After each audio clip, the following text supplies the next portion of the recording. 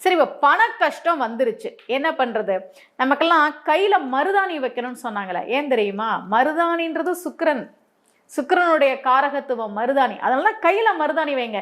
சுக்கிரன்றது பணம், நீங்க கையில மருதாணி வைங்க. இதெல்லாம் நீங்க செஞ்சு பாருங்களேன். சின்ன சின்ன விஷயங்கள நம்முடைய முன்னோர்கள் நமக்கு சொல்லி கொடுத்தாங்க.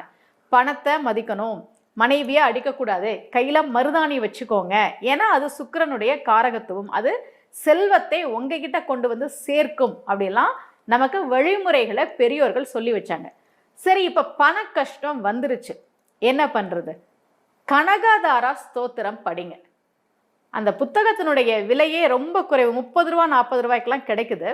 நீங்க புத்தக திருவிழாக்கெல்லாம் போனீங்கன்னா, அல்லது ஏதாவது கோவில்களுக்கு போகும்போது அங்க புத்தக கடைகள் இருந்ததுன்னா, கனகதாரா ஸ்தோத்திரம் அப்படின்னு கேட்டு ஒரு புக்கு வாங்குங்க. அது சமஸ்கிருதத்தில் இருக்கும், தமிழில் இருக்கும். ஆனால் சமஸ்கிருதத்தில் இருக்கிற ஸ்லோகத்தை தமிழில் எழுதியிருப்பாங்க.